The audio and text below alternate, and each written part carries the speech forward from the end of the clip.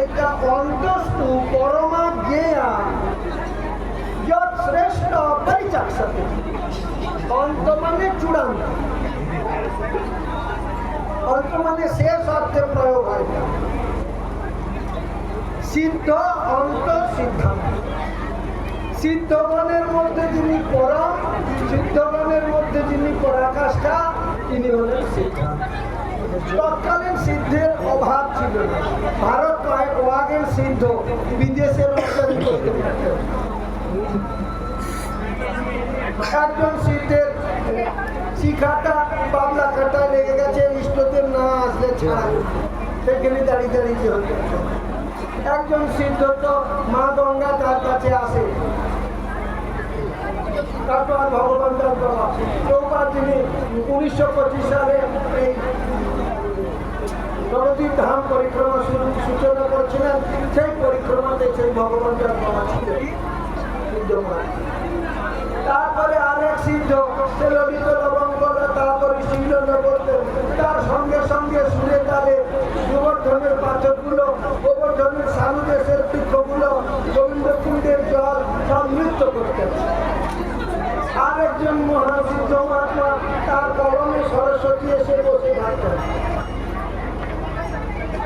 আরেকজন সিদ্ধ মহাত্মা শিষ্য ঝুড়িতে করে নিয়ে যাচ্ছে, বাহার থেকে চলছে, বললেন বাবা ওরা ঝাড়খণ্ডের বৈষ্ণব মহাপ্রভুকে দর্শন করেছেন, ভয় করার কিছু নেই। শিষ্য সিদ্ধ মহাত্মাকে মাথায় করে নিয়ে যাচ্ছেন, বাহারগুলো সব এসে ভূমিতে দণ্ড করছে। এইরকম কত সিদ্ধ কত সিদ্ধ কত সিদ্ধ মহাত্মা। একজন সিদ্ধ মহাত্মা যেটা এক সেট একটা কম্বল দিয়েছেন, সেই কম্বলটা গায়ে নিয়ে সুখ হচ্ছে, হরিনাম করতে বেশ মজা লাগছে না, ঘুমাতে ইচ্ছা করছে, ওইটা তার মজা দেখাচ্ছে। গোবিন্দপুরের জলে কম্বলটা ভিজিয়ে গায়ে নিয়ে ঠাপটা করে কাছে কাঁপতে হরিনাম। ভক্ত তারা কি চোখে দেখেছে? সেই সমস্ত সিদ্ধগণের যিনি চূড়ান্ত, আমার পরমপুরুষের বলে বলছে না, তাকে মনে হয় তিনি মায়াপুরে ভক্তি বিজয় ভবনে বসে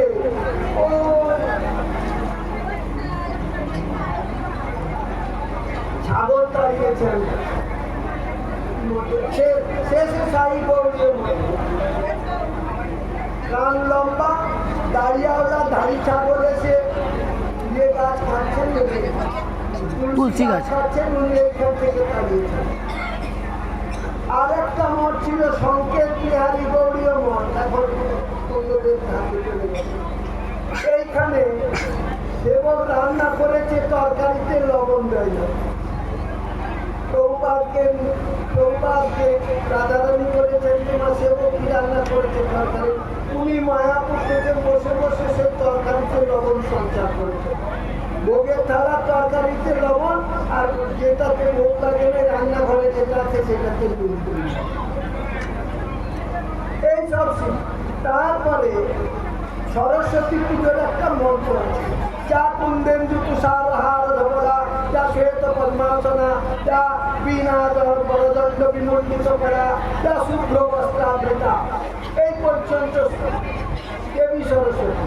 এরপরে দুটো লাইন বলছে, যা ব্রহ্মাদি দেবই সদা বন্দিতা, সা মাস্তাতু সরস্বতী ভগবতী নিঃশেষ জাজ্ঞাপা। এইটা ভক্তি সিদ্ধান্ত সংস্কৃতি।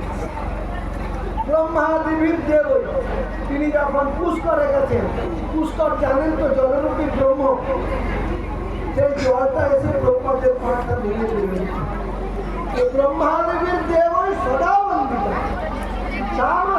সরস্বতী বলেন ভগবতী, বলেন ভগবতী ভক্তি বিনোদ ঠাকুর বলে গেছেন, সরস্বতী কৃষ্ণ প্রিয়া, কৃষ্ণ ভক্তি হিয়া বিনোদের সেই।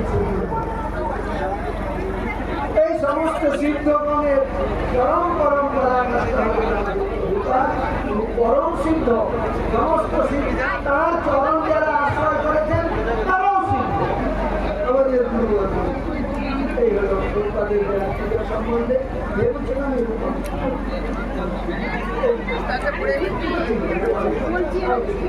এরপরে এই জায়গাটা যে বিদ্যানগর, কথা বলবেন না।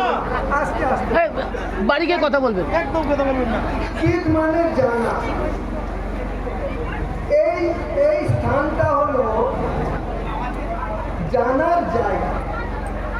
এই স্থান কাকে জানবেন, কি জানবেন, কেন জানবেন, কি উদ্দেশ্যে জানবেন? जानबेन भगवान कैसे विद्या कह जाए सा विद्या कन्मति गया सा विद्या जा विमुख करे ताके जानले विमुख असल तो शब्दमय अवसर मा ज्योतिर्गमय मृत्यु मा मृतंगमय आवी आवी এই হলো ভগবান কে যে দশম মণ্ডলে বলছেন তবে বিদিত্ব অবিমৃত্যু নেই এই চলাচল বিশ্ব ব্রহ্মাণ্ডের মৃত্যু কোনো বাড়িতে চলে তো একটাই রাস্তা নান্য পন্থা বুদ্ধতে তবে বিদিত্ব অবিমৃত্যু তোমাকে জানলে মৃত্যুর কথা সেই বিদ্যালয়ে বেশি সময় সেই ইতিহাস ভগবান অভিজ্ঞান যেন লাভ করি ভগবানের সেবার জন্য যেন ভগবানকে জানতে পারি ভগবানকে নিবিড় করে আপন করে প্রিয়তমরূপে পাওয়ার জন্য তিনি এই রাত বিশ্ব ব্রহ্মাণ্ডের মালিক তিনি হৃদয় দেবতা প্রাণের ঠাকুর সর্বস্ব তিনি আমাদের জন্ম জন্মান্তরের প্রিয়তম হোক আমার সমস্ত কিছু তার তার কর্ম বিরাজিত করি তার সেবা করি এই বিদ্যালয় হরি বল। হরি বল। অনেক অনেক ধন্যবাদ প্রণতি।